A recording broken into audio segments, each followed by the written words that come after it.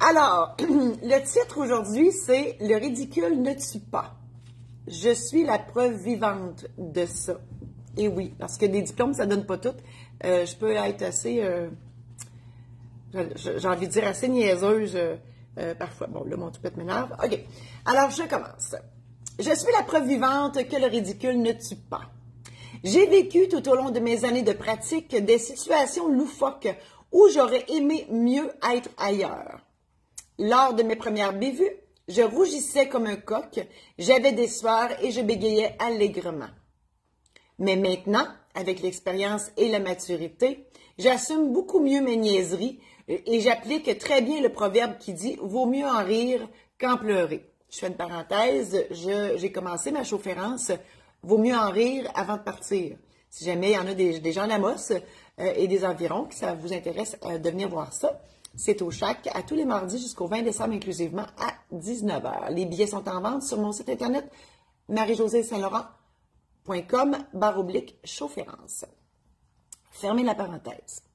Une de mes premières bévues se passe un samedi matin. J'avais à peu près 2 ans de pratique à ce moment-là. Je reçois au bureau un couple d'amis, très important dans l'histoire, pour la signature de leur hypothèque dans le but d'acheter leur première maison. Ils étaient beaux à voir aller, amoureux, main dans la main, avec le sourire fendu jusqu'aux oreilles. Lui est vêtu d'un short blanc et d'une chemise bleu pâle avec un délicat motif de carotté. Elle porte une belle robe blanche en coton dont le tissu est brodé de marguerite. Un vrai beau petit couple comme on en voit sur les images insérées dans les cadres exposés en boutique qui nous incitent à acheter ces derniers. Parenthèse, c'est vrai, hein? Quand on va dans un magasin, mettons, je sais pas, un fleuriste ou quoi que ce soit, ou un photographe, il y a des cadres, puis dans ces cadres-là, il y a du beau monde de photographier, hein? Ça, c'est voulu, hein? C'est juste pour nous faire croire qu'on est aussi beau que les autres, puis ça va nous permettre d'acheter ces cadres-là pour mettre des photos de nous, puis on va paraître aussi bien dans le salon. Fermez la parenthèse. Une fois tous assis à ma table de consultation, j'explique au joli duo en quoi consistent leurs obligations en regard à leurs créanciers hypothécaires, c'est-à-dire faire les paiements mensuels, payer les taxes municipales et scolaires aux échéances prévues pour éviter que la propriété soit saisie pour le non-paiement des taxes, ça c'est pas drôle, maintenir l'assurance habitation en vigueur avec le créancier inscrit comme bénéficiaire, parce que le créancier verra sa créance remboursée par l'assureur, étant donné que sa garantie est partie en fumée. Donc, si la maison passe au feu, nécessairement, la compagnie d'assurance rembourse l'hypothèque. Ensuite, et d'aviser le créancier, oui, s'ils effectuent de grosses rénovations avec un entrepreneur. Ce dernier et les sous-traitants peuvent saisir la propriété et ils ont priorité sur le prix de vente en justice, oui. Quand que, voyons, moi tu le dire, l'hypothèque, ça sert, quand c'est publié au registre, c'est publié au registre foncier, et si jamais les gens ne font pas leur paiement à l'entrepreneur, et tous les sous-traitants qui peuvent travailler chez vous, le registre foncier envoie un avis à ces gens-là, donc tous ceux qui ont travaillé chez vous, pour venir leur dire que en fait, pas, j'efface, je mêlé. On envoie un avis aux créanciers hypothécaires, comme de quoi que ils n'ont pas payé, parce que l'hypothèque de la banque passe avant les entrepreneurs et tout ça, donc c'est ça. Alors bref, on faut aviser ces gens-là pour qu'ils soient payés finalement. Lorsque la besogne notariale est terminée, on commence à bavarder de tout et de rien, parce que ça faisait longtemps qu'on ne s'était pas vu. On devait se mettre à jour des derniers développements dans nos vies respectives. Ben oui, là, tu sais, il y a tant de mémorages à faire dans une vie, il faut les faire. Et là, je fais une parenthèse au niveau de ce que je viens d'expliquer, au niveau des obligations par rapport à une hypothèque, tout ça. Je vous invite à vous procurer, si vous achetez une maison, le programme en ligne La Trousse Protège-toi. C'est un programme en ligne que j'ai préparé pour vous aider à vous faire une tête sur tout ça, là, tout ce que ça implique, l'achat d'une maison, l'emprunt hypothécaire, l'agent d'immeuble, etc. Je parle de tous les intervenants, toutes les étapes à suivre pour acheter une maison. C'est fait pour quelqu'un qui achète une première maison ou quelqu'un, ça fait tellement longtemps qu'il a acheté sa maison qu'il ne s'en rappelle plus comment ça marche. Et c'est disponible sur marie-josée-saint-laurent.com/programme en ligne. Au bout d'une trentaine de minutes de jasette et quelques mois racontés en détail, mes clients amis s'en vont tout heureux et moi aussi d'avoir renoué avec eux. Ça, c'est des vrais amis. Hein? Ça fait longtemps qu'on ne s'est pas vu, mais quand on se voit, c'est comme si on ne s'était jamais quitté. Ça, c'est des vrais amis. Et ça, on les compte sur les doigts d'une main seulement. Aussitôt les clients sortis de mon bureau, ma petite voix oui, moi j'ai une petite voix dans la vie, je ne suis pas schizophrène, ma petite voix est ici, elle est à ma droite et elle me parle tout le temps. Puis si je l'écoute pas, je suis dans la merde. Fait que, c'est ça. Fait que, faut que je l'écoute. Donc, ma petite voix me dit de vérifier si les papiers ont été signés. En y repensant bien, je n'ai pas de souvenir de les avoir vus apposer leur signature sur le contrat. Je regarde la dernière page de l'acte, pas de signature. Je me dis, merde. Peut-être que dans la vraie vie, j'ai dit d'autres choses. Là. Je pars à la course dans les escaliers pour atteindre le rez-de-chaussée, en espérant qu'il ne soit pas déjà reparti en voiture. Par chance, dès ma sortie sur le trottoir, je les aperçois marchant tranquillement, main dans la main vers le stationnement du centre d'achat qui se trouve de l'autre côté de la rue, en face de mon bureau. Je me mets alors à courir de plus belle dans leur direction en criant « Vous avez pas signé! Vous avez pas signé! » Une vraie folle. Hystérique, trop énergique pour un samedi matin.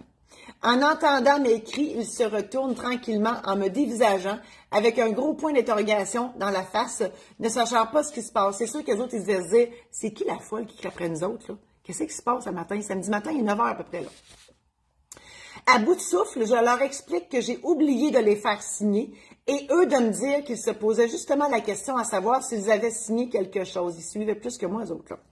Nous avons bien ri en retournant au bureau. Par chance, ces clients étaient mes amis et ils n'ont pas fait de chichi avec ça. Au contraire, ils se servent de ça pour se moquer de moi à chaque occasion que l'on se rencontre. Imaginez si cet épisode avait été, s'était passé, oui, avec des inconnus. Ish. Pas sûr qu'ils m'auraient fait confiance pour la suite. La morale juridique de cette histoire, un contrat notarié n'est jamais conclu tant qu'il n'est pas signé. Effectivement. Pas de signature, no money, no candidate, t'as pas signé, c'est pas appliqué. La morale philosophique de cette histoire, peu importe la méthode pour arriver à nos fins, aussi ridicule soit-elle, c'est sûr. L'important, c'est d'atteindre l'objectif. Hein? Machiavel a compris ça. Je poursuis parce qu'il y en a d'autres. Je ne sais pas si... OK. Je voulais voir s'il y avait des gens déjà qui me donnaient leurs commentaires. Vous pouvez me donner vos commentaires. Hein? Moi, je prends tous les commentaires sur la notaire ou sur la fille qui est pas son affaire. Je prends tout. On est là pour avoir du plaisir. La prochaine sottise que je vous raconte est encore plus embarrassante. Imaginez, je devais aller faire signer un contrat au nouveau directeur général d'une entreprise amossoise dont les bureaux se situent à environ 500 mètres du mien. Alors que je pars avec ma valise... Alors que je pars, oui, avec ma valise pour aller rencontrer monsieur le DG, je décide d'y aller à pied, étant donné la courte distance à parcourir. Ce matin-là, le temps est un peu frisqué, car c'est l'automne. Je me dis que j'aurais pu mettre un manteau en partant de la maison, mais bon. Donc, j'arrive à destination, je m'annonce à la réceptionniste qui me fait asseoir dans la salle d'attente. Je me sens un peu fébrile car ce sera la première fois que je rencontrerai ce monsieur et je n'ai aucune idée de son identité. Il faut dire que l'ancien directeur général était en poste depuis toujours, alors j'ai hâte de voir si le nouveau, entre guillemets, est capable de chausser les souliers de l'ancien, entre guillemets, ce qui n'est pas évident à mon avis. On dit parfois, on n'a jamais une deuxième chance de faire sa première impression. J'ai raté mon coup ce matin-là, croyez-moi, sur parole. J'étais perdue dans mes pensées quand la porte du bureau s'est ouverte et j'ai sursauté. Je suis restée bouche bée de voir ce monsieur Pincourt mesurant près de 7 pieds et très imposant. Méchante différence avec monsieur Gagnon qui était beaucoup moins grand et plus mince. Ouf! C'était très intimidant. Monsieur Pincourt est beaucoup plus jeune que son prédécesseur et sa stature de géant détonne avec sa baby face. Je vais toujours m'en rappeler, c'était un géant, mais il avait une baby face. Ça détonnait tellement. Il m'invite à entrer dans son bureau. Nous faisons les présentations d'usage et je m'assois sur le bout de la chaise en mettant ma valise sur mes genoux pour l'ouvrir et prendre mon dossier. La valise ouverte, je me rends compte qu'elle est vide. Elle est vide! Croyant que ma secrétaire avait mis mon dossier à l'intérieur comme à l'habitude, je n'avais pas vérifié. Faut dire que j'ai envers elle une confiance aveugle. Manon, elle ne travaille plus avec moi maintenant, mais effectivement, Manon, je me fiais dessus tout le temps. Si je ne l'avais pas eu, je ne serais pas ici. Mes aïeux. Imaginez-moi caché en arrière de ma valise ouverte et M. Pincourt assis de l'autre côté du bureau attendant que je sorte le dossier. Je voulais mourir de honte. J'ai refermé ma valise, dévoilant ainsi à mon vis-à-vis mon visage rouge pivoine. J'avais chaud. Je me suis excusée de ne pas avoir vérifié avant de partir si j'avais tout en main pour opérer. Entre guillemets. Monsieur Pincourt, sérieux comme un pape, me demande de repasser dans quelques minutes en me faisant comprendre qu'il n'avait pas de temps à perdre. Je suis donc sortie du bureau en me confondant en excuses jusqu'à la sortie principale en disant au passage à la réceptionniste que je revenais dans quelques minutes sans lui expliquer pourquoi. J'ai couru les pattes aux fesses, c'est vrai, jusqu'au bureau, question de ne pas trop perdre de temps, et parce qu'il tombait un crachin froid. Un crachin, là, c'est comme, tu sais, moi, mais c'est plate, là, c'est comme pas des vraiment, c'est comme un spray, là. C'est pas le fun. Ça fait friser les cheveux. Arrivé au bureau tout essoufflé, les cheveux tout frisés à cause du temps humide, le mascara dégoulinant, c'était cute, j'ai demandé à ma secrétaire de me donner le dossier en même temps que je lui ai montré ma valise vide. Son visage a immédiatement changé. Elle a compris en une fraction de seconde ce qui venait de se passer. Elle s'excusait en long et en large, et moi de lui répondre que j'étais aussi fautive qu'elle, parce que j'aurais pu vérifier. Le ridicule ne tue pas, sinon je serais morte depuis longtemps. Finalement, je repars avec le fameux dossier dans ma valise, et en voiture cette fois-là. Il y avait tout de même des limites à être inconfortable, ce qui n'a malheureusement pas amélioré ma mise en pli et mon maquillage. Arrivé à l'entreprise, le directeur général m'attendait avec un sourire en me disant « prise 2 ». Nous avons finalement rigolé de la situation et j'étais bien soulagée qu'il ne soit pas trop fâché, malgré que moi j'étais bien découragée. Cela m'a permis de constater que même si M. Pincourt était gigantesque et de ce fait très intimidant, cela ne voulait pas dire qu'il était méchant. C'est fou ce que l'on peut avoir. Bon, faut pas que je perde de page. C'est fou ce que l'on peut avoir comme impression d'une personne juste par son physique, car ce n'était pas du tout représentatif de sa réalité, de sa personnalité. Effectivement, il avait l'air très imposant, mais c'est souvent ceux-là, hein. Je fais une parenthèse, moi j'avais un oncle qui s'appelait Daniel, parce qu'il est décédé, puis il mesurait 6 pieds 5, 400 livres, c'était un colosse, mais il avait le cœur sur la main, écoute, il broyait comme un veau à rien. Faut pas se fier aux apparences. La morale juridique de cette histoire, une signature sans contrat ne vaut pas cher, effectivement. La morale philosophique de cette histoire, ne jamais partir du bureau sans avoir vérifié le contenu de la valise. Et je le fais systématiquement depuis cette aventure, c'est vrai. Une autre histoire de valise qui frise le ridicule, mais cette fois c'est la valise de M. Duval. M. Duval et sa femme viennent procéder à la vente de leur propriété pour aller vivre en Gaspésie. Une page d'histoire se tourne donc ici, et pour ce faire, M. Duval avait apporté sa valise. Il faut dire que ce dernier était fonctionnaire pour le gouvernement avant sa retraite et il a, par habitude, un air solennel. De petite taille et frêle, M. Duval a les cheveux noirs, il se les teint, c'est évident. Il porte des petites lunettes sur le bout de son nez, une chemise blanche à manches courtes et un pantalon noir propre. Bref, comme s'il allait au travail. Les traits de son visage sont figés. Il a les mâchoires serrées par le stress de la transaction. J'ai eu un sourire quand je l'ai vu arriver, car il avait un peu l'allure d'un notaire, mais avec son sérieux. Il me faisait penser à Charlie Chaplin, c'est pas compliqué. Quant à madame, elle est vêtue d'une belle robe à fleurs roses et oranges en coton du type T-shirt, assez propre pour aller en ville, mais pas assez pour aller danser. Là, j'ai une fenêtre qui vient de s'ouvrir sur mon ordi. Où j'étais rendue avec tout ça pour aller danser. Oui, c'est ça. Son visage démontre des signes de tristesse. C'est normal, puisque c'est un moment très important pour eux. Vendre la seule maison qu'ils ont eue. C'est eux qui l'ont fait construire et ils ont élevé leurs enfants et gâté leurs petits-enfants, là. C'est sûr, ça, c'est toujours triste, je les comprends. Je suis en train de vendre ma maison moi-même. Je n'ai pas élevé d'enfants, moi, que je n'ai pas eu. Mais c'est quand même quelque chose de vendre une maison. On a des souvenirs ici.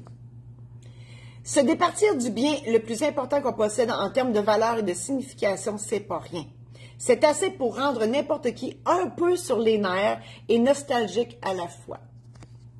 On s'assoit donc à la table de consultation avec les acheteurs qui sont de la génération Y, c'est-à-dire jeunes, beaux et insouciants. Tout se passe très bien et à la fin de la séance, au moment des signatures, M. Duval ouvre de façon théâtrale sa valise. Je me dis « Yes! Enfin, on va savoir ce qu'il y a là-dedans. » Tout le monde autour de la table se regardait avide de connaître le contenu de cette fameuse mallette. Est-ce des documents? Les clés de la maison? Des livres d'instructions des appareils ménagers laissés par les vendeurs? Les ouvre-portes du garage? Eh bien non. Simplement son crayon. Un vulgaire bic en plus. Vous savez le genre de crayon qu'on retrouve dans le petit plat à côté de la caisse du dépanneur ou dans les mains d'une serveuse de restaurant qui prend votre commande? Ils sont bien anodins, ces stylos, mais n'empêche qu'ils sont les meilleurs. Avec toute cette mise en scène, il aurait pu se forcer en sortant un beau crayon de marque Montblanc ou Parker. Moi, je n'ai un Parker, je l'ai eu en cadeau en sortant de l'université, je ne l'ai jamais utilisé, ça a écrit mal. Moi qui croyais que sa valise contenait quelque chose d'important, eh bien non, déception totale, la valise était vide. Constatant le ridicule de la chose, je me suis mis à rire, mais d'un fou rire que je ne pouvais pas arrêter. Tous les quatre me regardaient avec un air bizarre, je comprends, j'étais crampée de rire, j'en broyais, pas capable de dire pourquoi que je riais. J'ai dû expliquer pourquoi je trouvais ça drôle et j'en ai profité pour demander à M. Duval, pourquoi avez-vous apporté votre valise vide? Vous auriez très bien pu mettre votre crayon dans votre poche de chemise. Et M. Duval de me répondre avec une expression que je qualifierais de premier ministre, « Je traîne toujours ma valise dans les moments importants. » J'espère qu'il ne l'avait pas à son mariage. Ça m'étonnerait pas. La morale juridique de cette histoire, tant qu'à amener une valise chez le notaire, mettez-y donc votre ancien contrat d'achat, votre certificat de localisation si vous en avez un, les comptes de taxes municipales et scolaires actuels, l'acquéreur consignera les paiements de ceux-ci et les clés de la maison. Vous remettrez le tout aux nouveaux acquéreurs. La morale philosophique de cette histoire, une page d'histoire tournée laisse place à une page blanche et une valise qui ne demande qu'à être remplie de nouveaux souvenirs. Voilà. Écoutez, c'est des vraies histoires qui se sont réellement passées dans mon bureau. Je ne sais pas si vous voulez réagir à ça. Moi, j'aime toujours ça, avoir des commentaires de vous, des questions. Sinon, ben écoutez, ça m'a fait plaisir de partager ça avec vous. Ces livres-là, je l'appelle ma trilogie de la maîtresse. J'en ai écrit 3. Celui-là, il est dans le premier tome, Les mémoires de la maîtresse. Le deuxième tome, ça s'appelle La maîtresse récidive. Et le troisième tome, Les secrets de la maîtresse. Et là, vous pouvez vous demander pourquoi la maîtresse. C'est simplement parce que c'est le féminin de maître. Moi, dans la période où j'étais notaire, où je pratiquais, je n'ai jamais assumé ce titre-là. Je trouvais ça trop prétentieux. J'avais l'impression d'être en haut du building et tous les gens étaient dans le sous-sol. Puis moi, ben, j'ai le vertige sur un escalier de 3 marches, donc vous comprenez que en haut du building, j'ai le mal de cœur. Et sérieusement, pour moi, maître, c'était trop prétentieux.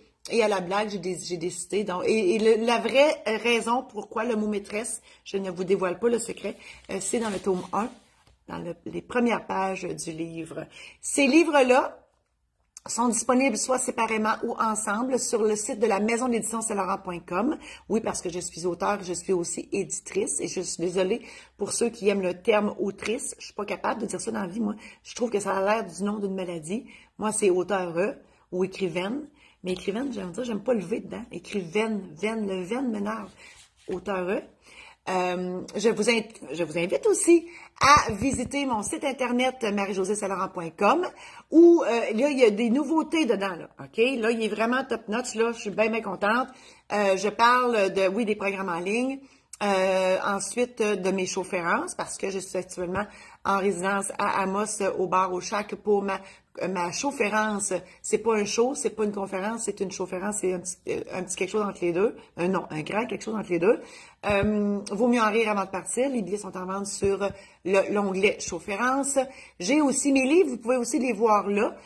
J'ai des cartes sourire parce que à tous les matins, pour ceux qui sont habitués, sur ma page perso, je publie un mot drôle et ces mots-là ont commencé dans la 3e semaine du mois de mars 2020.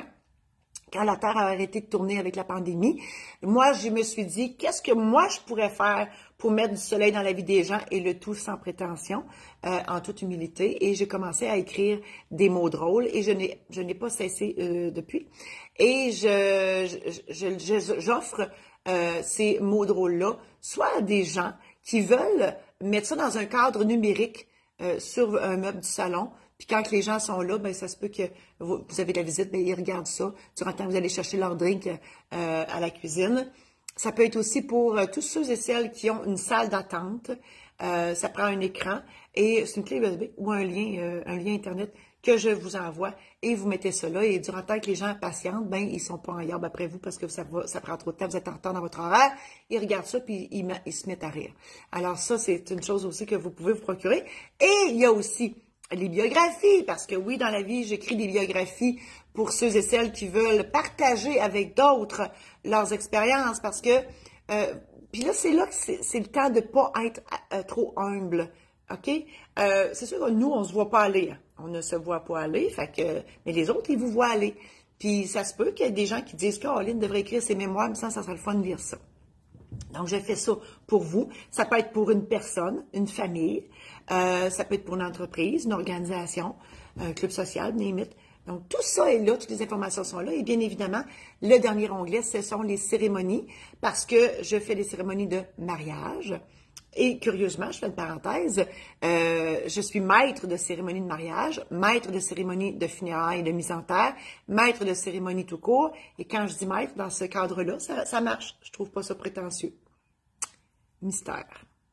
Donc là, je regarde si vous avez partagé des choses.